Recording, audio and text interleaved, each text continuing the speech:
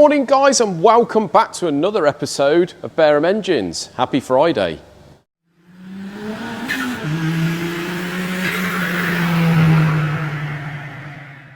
Right guys, first job of today, and it's a job that I've been you know them jobs that you've got lingering around and you just don't want to do. Although I've done them before, it just takes time and it's annoying. It's the setup really.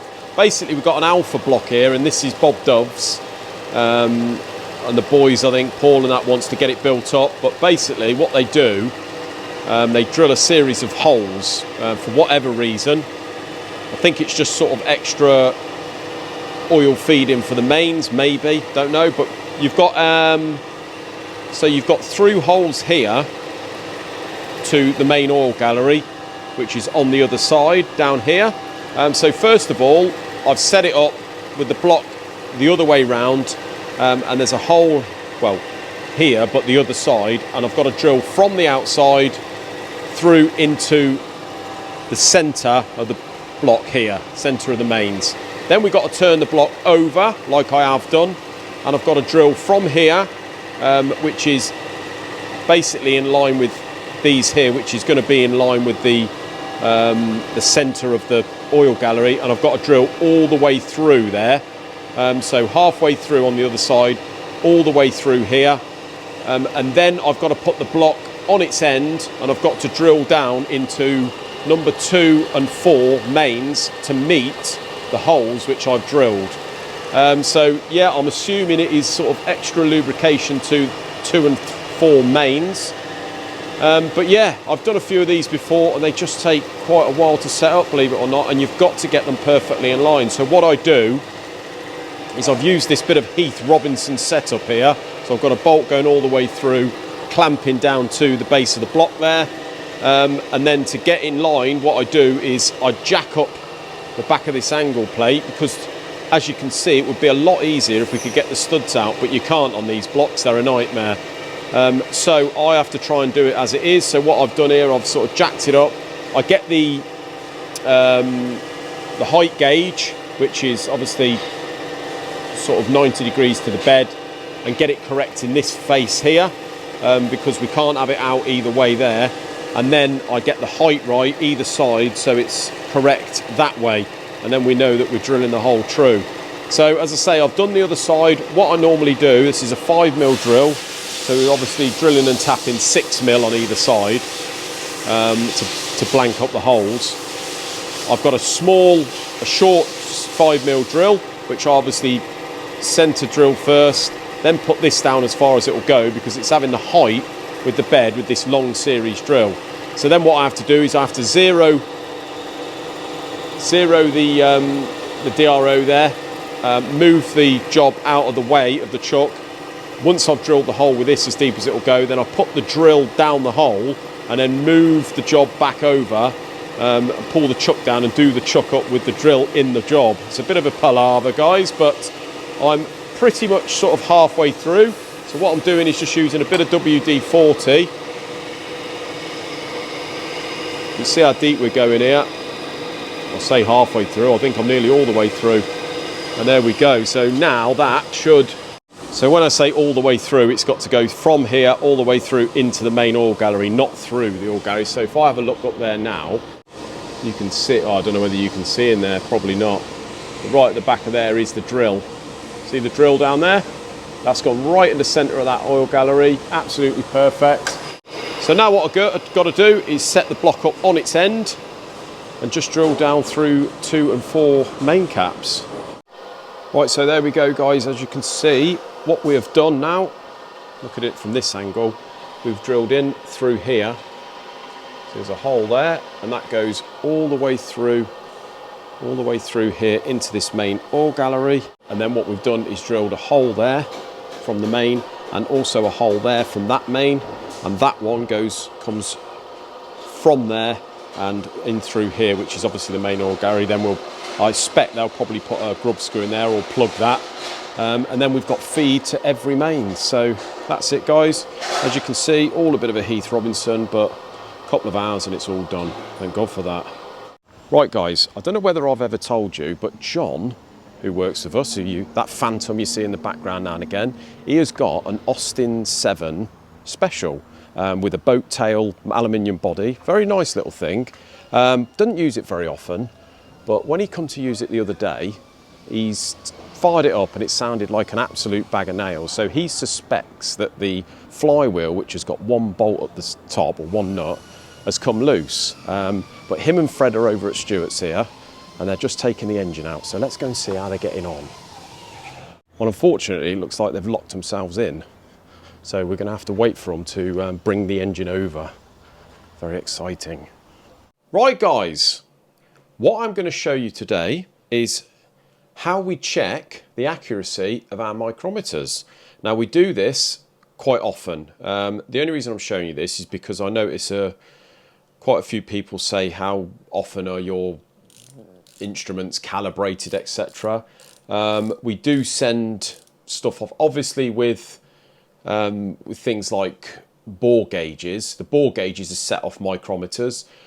Your verniers are sort of what we call very nears. We don't use them that accurately. They're a sort of guide. But the micrometers we do keep our eye on very often. So here we have a box full of micrometers going from 1 inch, or sort of nothing, to 1 inch, up to 6 inch in this one. But basically the way we check them, guys, is at the moment I'm going to be just demonstrating a 1 to 2 mic. Now that means it measures from 1 inch to 2 inch. If you want to go less, you have to use a 0 to 1, which is that one. You can see this one slightly bigger. So I'm going to be showing you how we set this. So what we use is, here you see we've got a selection of standard setting pieces. Okay. Now these range from 1 inch to 5 inch on this. So on the 5 to 6 mic, you would use the 5 inch because it obviously goes in as far as 5. But what I tend to do, obviously that, because we haven't got a 6 inch, and what I tend to do on like this, for instance, I will check it. In theory, you only have to use one, so I could use the 1 inch or the 2 inch on this. But I'm going to be using the 1, and I always check it off the 2. So what we do is we wind it right the way in. You can see here we've got the measurements on there. So these are obviously imperial. Where's the camera? There it is. Now one of these little increments is 1 thou. So that there is 1 thou. Okay. So what we do is we wind it in until it's down to the 0, and the 0 is on the 0. Okay, so you can see there, you've got the 0 on this barrel here, is on the 0 mark on there.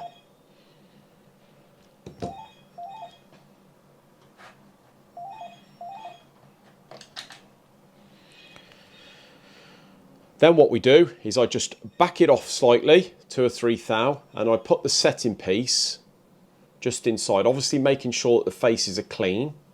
Okay, you slide that inside there, and then using this ratchet on the end, not this, because you can go over tight on that. The idea of this ratchet is the ratchet starts turning when it is tight enough.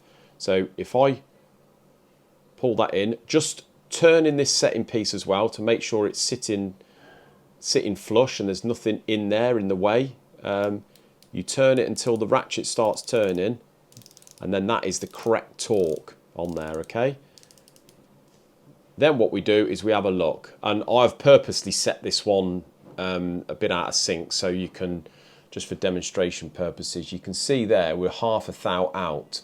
So you've got the 0 on the mic and then the 0 on the barrel, and they've got to line up. So what we do is we've got this little tool, which is a mini C spanner, and in the back of the barrel, you see there's a little hole. So what we do is we turn it in the direction, because this is not, believe it or not, it's not that tight. You turn the barrel until the 2 zeros line up. You see there? Absolutely perfect. And then what we do, just back it off again, and then go forward, turn it off the ratchet, obviously turn in the setting piece as well, and just make sure it's correct. And actually it's very, very slightly out. Just Make a very, very fine adjustment. So then we just, every time I make an adjustment, I just check it again. And there you can see now the zeros line up absolutely perfect. And that is calibrated. But to check, what I always do is wind it out. Wind it right out to the very end. And you'll see there's another zero on here at the very end. You see that? Okay, so what I do is wind the zero in on the barrel to nearly there. Okay, then I take the 2-inch setting piece, just pop that in there and do the same thing. So just turn it in and just check it, and you can see there that we are dead on the zero. And that just ensures that the setting pieces are accurate, and that the mic is accurate from 2 to 3 inch. So that's how we set those, guys, just in case you wanted to know. And we do this, as I say, we do this fairly frequently. So obviously, if I normally do it every time I use a mic, because obviously you don't know the history. Although they're kept nice, you don't know whether someone's took it out, dropped it, you ain't got a clue. So it only has to be half a thou out, guys. If you're setting the bore gauge to obviously check com rod housings, we all know how much half a thou can make a difference. So it's worth checking these every time you use them. Here's Paula, not working here today, but using us again as a drop-off point. Always a pleasure, Paul. Thanks. Always appreciate your generosity. You're a very kind man. No problem at all, mate. What you got here then? Another engine and box. It's a 2-litre Alpha engine. Nice. And it's going in a 1600 GT Junior. Oh, really? Interesting. We can do the engine dyno it for the chap, and he's going to bring the card out. We're going to sort things out for him. Very nice. And the box? Yeah, I don't think that needs really doing. I'll double check with him, but I think he just wants that as the engine. So that's yeah. Okay with it. So, but this has been sitting for about 20 years. So. Oh right, okay. But it doesn't look too bad on the outside. It's a later engine. It's got a later can cover on at least. Yeah. So I don't know. But we shall see. See what horrors await us inside. So guys, what have I done today? Quite a bit of work actually. Isaac's done more than I have, but I've been on the phone, etc. But anyway, I found a bit of time to get timing up the S50 motor. So we've got obviously the Vanos there, we've got all set back, ready to go on. The hubs, I've sort of read the manual. I haven't actually timed one of these up before, these S50 B32s, but I think you've got to sort of put these right over to the right, couple of bolts in there loosely. We've obviously got our timing tool in the front, the peg, and the timing tool here in the camshafts. It's got nice and loose, so I'm sort of, got to put the tensioner in yet, but I'm confident that that's pretty good. All we've got to do is put that Vanos unit on. But my friend Chris Ince has done one of these recently, so I'm going to have a word with him. Chris is a technician at Renault, so I'm just going to double check with him, although I'm an engine builder, I know, but you can never have too much advice, guys. So get in there with this.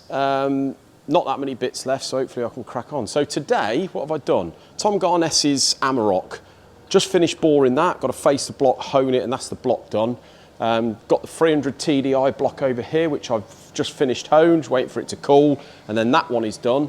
But yeah, what is happening with John's Austin 7, guys? Unfortunately, John had the day off today to pull the motor out of that. He said what happened was, he's fired it up, he keeps it outside his house most of the time, doesn't drive it very often. He's fired it up, heard an horrendous rattle. Now bear in mind, everything's sort of solid mounted on that, so it could sound worse than it was. What he's had before is he's had the flywheel come loose, because it's held on a taper and one nut holds it on. He said that's come loose before, makes out of a racket. So that was the first thing he checked. It wasn't that. So they pulled the motor, took the head off, took the sump off, and what has actually happened, unfortunately, he locked himself in there with Fred, so I couldn't get in. He couldn't hear me, and he didn't carry his phone. And by the time he'd come back over here, he'd locked all up and he was about to go home. So next week, he's going to bring the motor over, so I'll be able to show you what he's done. But he said what's happened is, on the gudgeon pins, on the pistons of those, the com rod is held on by a pinch bolt. So rather than there be a bush or circlips, etc., it's a pinch bolt. So you basically put it all in, get it all bolted onto the crank, etc., and then you do the pinch, you torque the pinch bolt up. He said one of the pinch bolts had actually snapped. So whether that was something to do with corrosion through the car just sitting there out in the open for quite some time, who knows, unlikely. But he said that's broke, the pin has come adrift, and it's rubbed up and down the side of the bore, unfortunately. He reckons that's been done quite a while because the scores are pretty bad, so we're going to have to bore it good and proper. And he said it has been smoking for some while or used some oil, but bear in mind he built it 12, 13 years ago, so it's done all right, and it is pretty tuned as well. So what we shall do next week is get that engine in here. I shall show you that, see what's going on in there, and maybe we'll come to some conclusion as to why it's done it, and also go over and show you the car, because it's a really nice little pretty car, to be honest. So yeah, I think that's what he's going to do. Bore the barrels out, new pistons, and maybe stick a bit more of a fruity cam in it, who knows. But yeah, that's it guys for today. Until Monday's video, have a great weekend and we'll see you then. Cheers.